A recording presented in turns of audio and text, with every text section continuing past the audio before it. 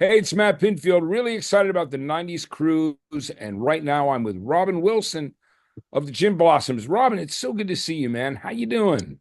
I've been very well, thank you. How have you been? I've been good. I always think about the first time I met you and you guys were doing a show at CBGB's. It was raining that night, and I came to check you guys out, and I met you in the doorway because I think, were waiting to go on for there were a few different bands that were on that day. And I was, in radio in New Jersey, early 90s, and it was right before the first EP came out through A&M. So, and you guys are cool guys. That's the first thing I remembered is what you guys were super nice, approachable dudes, and I always appreciated that. You Oh, know, great. Well, it's good to connect with you again. Yeah, I can, I sort of remember that show at CBGB. I remember how terrible the sound was, and just being kind of let down by the hype of of that venue. But you know, now I carry it with me. I'm very proud that we were able to play there. And I shop there all the time because now it's the John Varvatos flagship store. And I'm there all the time now. So, yeah, it's great. John is the guy who has kept the spirit of CB's alive. I hosted his 10-year anniversary a while back. Maybe it was maybe 8 or 10 years ago. His 10-year anniversary of on Fashion Week. Not 10 years there at the old CB space, but it was great, and he's just a good guy. He loves music, and yeah. so people would complain about it and go, "Oh, I can't believe it's a store." I'm like, "You're lucky it's not a tile store." You know what I mean? At Mhm. least it's got some Yeah. rock and roll tie-in, and it's Yeah. It's a big. cool place. I love his clothes. Actually, I met him once on the street and I was dressed head to toe in his clothes. And the only thing I wasn't wearing of his was a Shinola belt. And so I went up, I shook his hand, and I said, I just wanted to show you my belt. Uh, I thought you might get a kick out of it, but uh, he didn't seem to care. Yeah. Yeah, it's really funny. I love that. Hey, Robin, so what's great about this 90s cruise is, I mean, it's guys that you've been friends with from the very beginning. And when you guys split and then got back together, you toured with Everclear and with Lit, and you did, the Summerlin tour. So you know these guys from back in the day, playing festivals with them, touring with them, and you went out with Collective Soul. So all these guys, I mean, the really cool thing is the camaraderie that I believe is going to be happening on this 90s cruise. Besides all the fun, it's a bunch of guys and people and women that have all been friends for a very long time, you know? Agreed. Yeah, it's going to be super cool. And actually, I'm doing an acoustic set somewhere during the cruise, and it's my hope that I can get all of my friends to join me on stage for a song or two. So, Oh, that'd be amazing. So people yeah. get to see some really cool stuff. I'm really interested to see what covers you pull out. You know what I Oh, mean? I have a huge repertoire of very diverse cover songs. When I do my acoustic show, I cover a lot of ground. We go all the way from, say, Sam Cooke to Skid Row, Yeah. from Madonna to The Cure, and I really enjoy that. And I did that last year when I was performing with the Smithereens on the '80s cruise. I managed to put together an impromptu acoustic show in on that cruise, and that was one of the highlights of the whole thing for me. Yeah. I love that you've been doing that as well, singing with Dennis and with Jimmy. I love those guys. They're from my home area. Yeah, And they played my first college radio benefit. They were the first band, and it was that's before their that's first great. single was just about to come out, Girls About Town. And they were just such great dudes. And then they owned, before things blew up, and especially for you came out and Blood and Roses on Dangerously Close, they used to come up every Christmas and bring a case of beer to my college radio show and just come up and hang out. And they owned a t-shirt and video store that was really cool called Captain Video.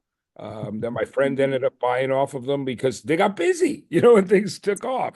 Yeah, they did get busy. Well, they're great, and I'm glad you're a fan. I'm super proud to play with them. And actually, we're playing in Carteret, New Jersey, in early December. I can't remember the date exactly, somewhere around the 5th.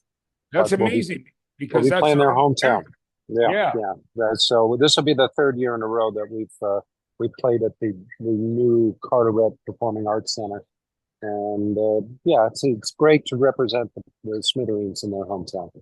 Yeah, I mean, Pat Denizio was such an incredible songwriter and singer, and more influential than anybody ever really knew. I mean, those songs are phenomenal. Those albums are great. And I loved, that it finally came out that Kurt Cobain was listening to them nonstop when he was working on writing songs for Nevermind. And Yeah, on a plane, it's all the inflections of the vocals on that song are totally Pat Denizio. Like it's like it was just yeah, because they've listened to especially for you 1,000 times. Uh, yes, great, huge influence on guys like me. The Smithereens were a huge influence, and actually, we made our last record with Don Dixon, and Don told us the right? story about how Don was offered the opportunity to produce the first Nirvana record, and he turned it down. And so Don told us that story, and we all got a big laugh out of it. So, Yeah, because it was definitely like that's what Cobain was listening to, which I always thought was great that came out in his yeah, diaries. Let's talk about the great Gin Blossoms music. Between, I have many radio jobs that I do. I'm on KCSN 5 days a week in Southern California and on KLOS, and I'm always doing something, but there's so much love for your music, and we play it all the time still because it just resonates. The songs are so great and the performances on those records.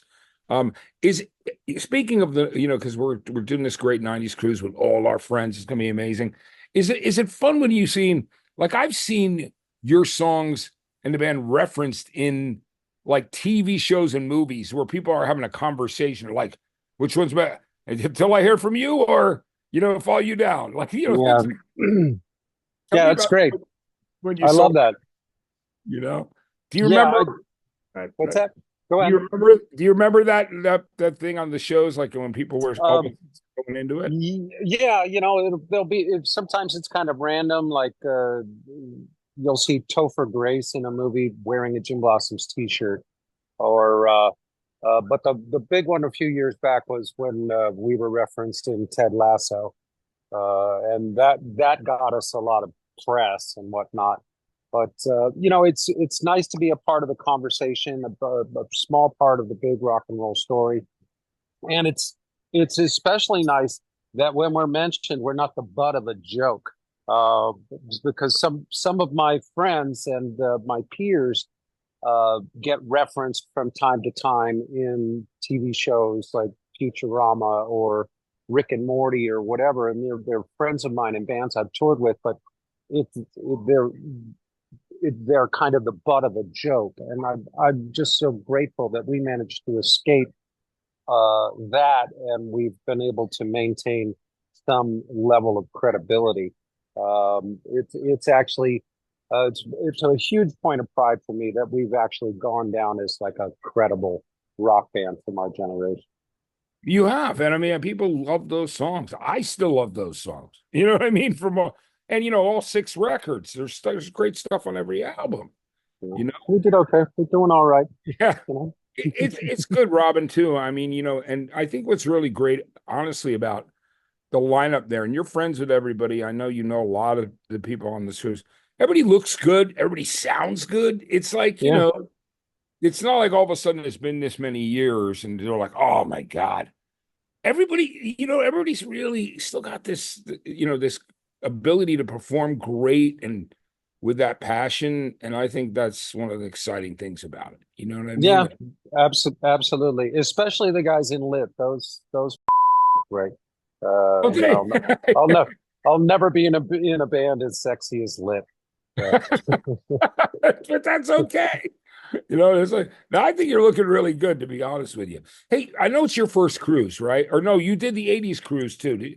Did you have fun Uh, on the 80s cruise? Because it's so great that you got to do that and hang out with yeah, them. absolutely. That was a super fun time for me, and it was great because I was sort of anonymous on that cruise because I'm not uh, you know nobody really knew who I was or whatever. So I was just kind of an anonymous fan on that cruise. But, I had all access passes, so I could just go backstage and meet Vixen if I wanted to. Uh, it was a really fun event, great music. I had such a good time. My favorites, of course, were Devo and Lou Graham. I really enjoyed Howard Jones, and I got to see The Church, one of my all-time favorite bands.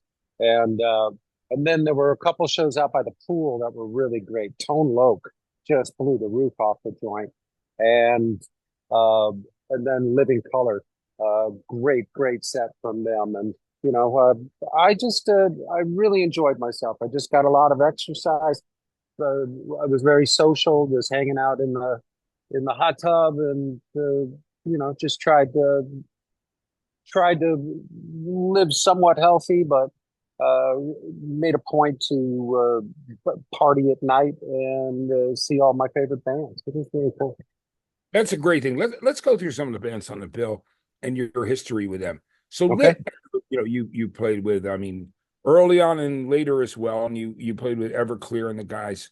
Tell me a bit about that, and tell me about your friendship and coming into contact with those guys in the first place.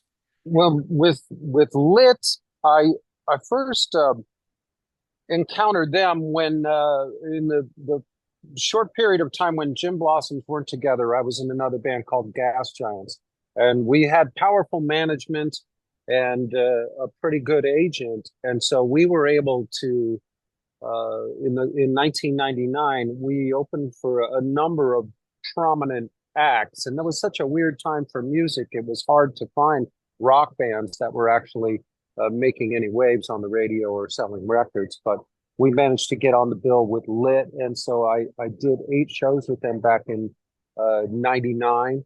And also on that same year, we spent a couple of months out on the road with Tonic, a couple of months out on the road opening for Train right when they were breaking really hard. So, but Lit in those days, they were really aloof. They were one of the few bands, rock bands in America that were charting at the time.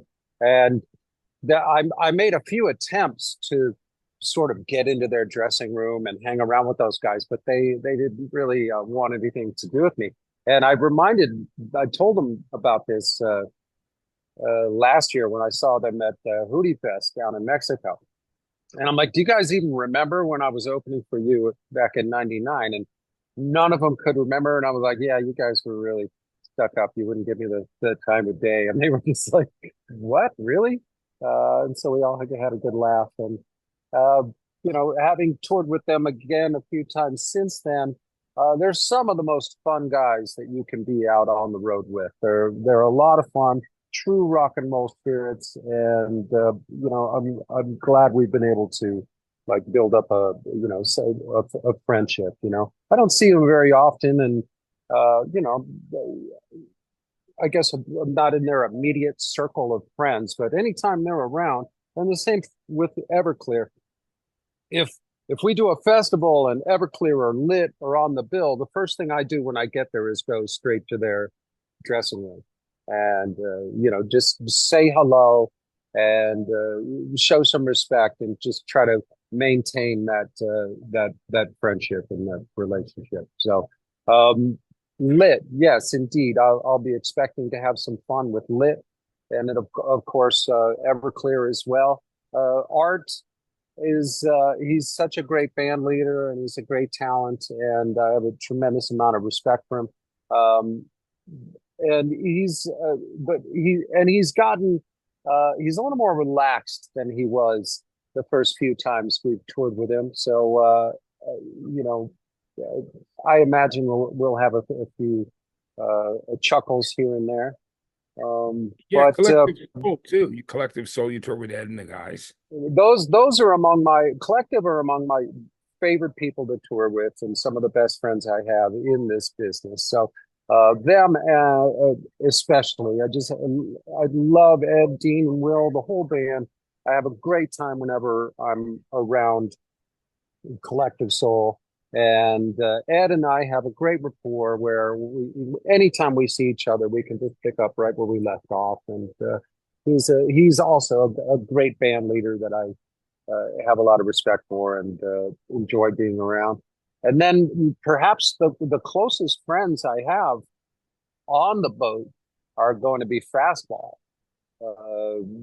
I've spent a lot of time with them, not just touring, but Miles Zuniga of Fastball and I were both involved with a charity organization called Love Hope Strength, which was founded by Mike Peters of The Alarm.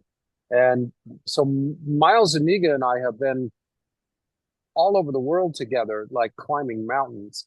And Did you so do we the have, Mount Everest climb? Were you part of that thing with yeah, I went to Everest in 2012 with Love was Hope that Strength. and Glenn Tilbrook, right? From Yeah, Squeeze? well, Glenn was on the trip that I went to the first time I climbed Kilimanjaro in 2009. Yeah. Glenn was on that trip. That was a blast. We had Cy Kernan of the Fix and Glenn and uh, Slim Jim Phantom of the Stray Cats, and we just wrote this great team of musicians, and hanging around with guys like Cy and Glenn and Jim was so much fun. And but a few years later, we went to Everest, and that's when I really got to know Miles Amiga. And we had played together several times before, but this was the first time where he and I were practically sharing a tent together, and we really connected musically, personality wise. Miles is a great guy, and perhaps the best friend I have, who's a dude in another band that I've toured with. So uh, I love that you did that looking for forward to. Yes, of course. Mike Peters. What a great friend and a great guy. I mean, he's been through Yeah, he's great, and yeah. So I mean, just I've got a lot of cool connections to all of these other groups on the boat, and that's what I'm most looking forward to, and that and my girlfriend in a bikini. So yeah. Yeah, which is going to be a great thing.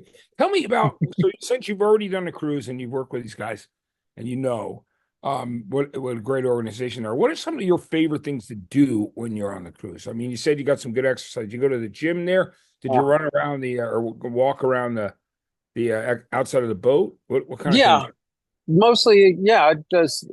I would spend a lot of time uh, jogging around the top deck. That's a great way to spend my time, and it's fascinating to just be that far out in the ocean. I grew up in the desert, so I wasn't really around the ocean all that much, and so and usually when I am, I'm on the shore. So it's surreal to me to be out where you cannot see the shore, and so I always enjoyed being up on the deck and jogging around. But yeah, it'll be a relatively simple way to spend my time. I'll just be hanging out with my girl and exercising and relaxing, and then every once in a while I'll get on an elevator and there's Art Alexakis. Oh, let's yuck it up for a few minutes. So I'm excited about your acoustic cover set you're going to do too. yeah, it should be fun. Should be a lot of fun. I'm really hoping I can get Lid and Everclear up there. We had a great moment when we were on tour together. And, part of my process is to warm up every night with my guitar. And I was in our dressing room one night and I was doing a cover of Bad Religion, Sorrow. Yeah. And this is one of my favorite memories from just being a guy backstage on tour. I'm doing Sorrow in the dressing room, and then all of a sudden, the guys from Lit heard it and they came in and started singing the background vocals. And then the guys from Everclear heard it and joined in. And so I had both of those bands. We were like six-part harmonies on the chorus of "Sorrow" by Bad Religion. And it was a really magical moment for me, and I'm hoping to be able to recreate that when they get there. And then I do a lot of covers. One of my all-time favorite bands is The Cars, and I know a bunch of their songs. And I know that Ed Roland is also that's one of his most important influences is Rick Ocasek on The Cars. So I'm planning to reach out to Ed at some point and uh, throw out a list of songs that I can do that hopefully he'll jump up and sing. And Yeah, I then, love that. I love uh, that's gonna yeah, be it's you know, I'm yeah, it's excited to see that myself, to be there a part of that and witness that because seeing you guys do that kind of thing. I mean, that's what the love of music is all about and the friendship and the brotherhood. absolutely. But it's sometimes in a situation like being on the boat, it might be hard to actually get everybody to commit to like being there for my acoustic set because they're off living their own lives and they've got their own families and girlfriends and schedules to deal with. So sometimes it's hard to get all these people to commit to actually being there for my little acoustic set. But I guess if they do all show up, then you'll know that I'm like kind of a big deal on the boat. But I wouldn't expect too much. That's great. I think it's going to be Yeah. amazing. There's going to be a lot of great surprises, and I'm Oh excited yeah, too. yeah. Well, Also with the Miles Zuniga, Miles and I have spent so much time on those trips with Love, Hope, Strength, playing music together, and so we could cover a lot of ground, Miles and I. So but fingers crossed, I can convince all those dudes to show up and help make the acoustic set uh, something kind of cool. And it's something I actually pursued because I had such a good time doing it on the '80s cruise. When we got offered the '90s cruise, I had my management go back to the promoters and suggest that I do an acoustic set at some point. So it's entirely my own doing, and I was prepared to do it, for nothing. But my manager's like, "No, you got to get paid." And so anyway, I'm getting a few extra bucks. that'll be great, and I know it's going to be. It's really that's an added value for people that love you and love the band, and Yeah, to see you doing different things. And that's the exciting thing about this cruise is that that's you don't know you're going to see happening and being part of a witness of all. It's just going to be fantastic, and I'm so grateful we get to hang out, Robin. And man, when you see Jimmy I'm sorry, Jimmy and Dennis, please send my love to those guys. oh, I sure will. Yeah, I'm going to be talking with those guys this coming week to get ready. We've got a run of dates in November. I'm doing 5 shows in November with the Smithereens, and then we've got the one show in December in Carteret, New Jersey, and we're playing outside of Phoenix. So I'm really psyched that I'll be doing a local show in Arizona, fronting the Smithereens.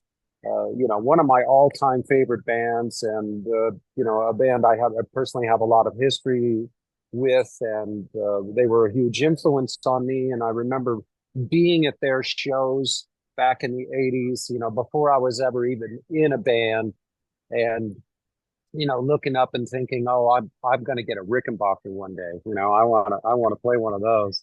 And to this day, Rickenbacker is my favorite guitar to play, and it has a lot to do with the Smithereens. And so yeah, I'm very proud. I'll be doing some shows with them coming up soon, and then things are finally going to slow down for Gin Blossoms in a couple of weeks from now. We've been at it pretty hard all year. We're probably going to top out at around 90 shows that we did this year. That's And amazing. that's about average for us. And a lot of that was last summer we were out with Toad the Wet Sprocket and Vertical Horizon. We had Yeah, a great bill. fabulous tour. Yeah, it was a really fabulous bill and it was a smash success. It was a little bit hard to sell the tour.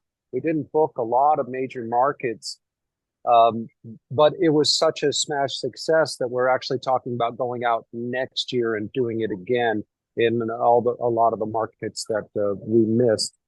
So yes, Matt, I'm just so grateful to still have a career in the rock biz. It's great. It's great to do what I do. It's what I grew up dreaming about being a rock singer, and I'm really proud that I get to do that. So, I think it's great.